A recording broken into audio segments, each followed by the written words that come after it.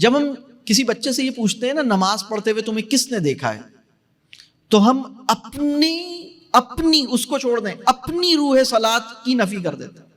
جب ہم کسی بچے سے یہ کہتے ہیں نا تمہیں نماز پڑھتے ہوئے کس نے دیکھا تھا، اور وہ ادھر ادھر دیکھتا ہے اور اسے سمجھ نہیں آتا کہ کس کی شہادت دے کہ کس نے دیکھا تھا، تو ہم روح صلات کا انکار کر دیتے ہیں۔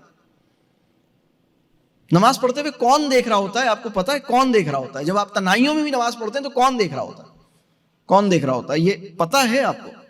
تو جب آپ بچے سے کہتے ہیں تم نے دیکھا تھا اس کو نماز پڑھتے ہوئے، دیکھا تھا، تم نے دیکھا تھا، تم نے بھی نہیں دیکھا، کسی نے نہیں دیکھا، تو بس کسی نے نہیں دیکھا۔ کیا کسی نے نہیں دیکھا؟ کیا ہم لوگوں پہ کوئی ایسا وقت آ سکتا ہے جس میں ہمیں کوئی بھی نہ دیکھے؟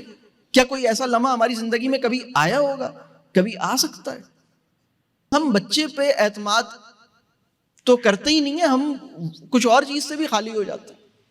اس جگہ پر پہنچ کر لوگ جو اپنے بچے کی تربیت میں اس پہ اعتماد کرنے کی صلاحیت سے قاصر ہو گئے، آسمانی ہدایت اس میں ٹھوسنے کی کوشش تو کرتے ہیں، فطرت کے اندر جو نور اور خیر ہے اس کو پہچاننے کی صلاحیت نہیں رکھتے۔ یہ لوگ ان کے ساتھ ظلم کریں گے۔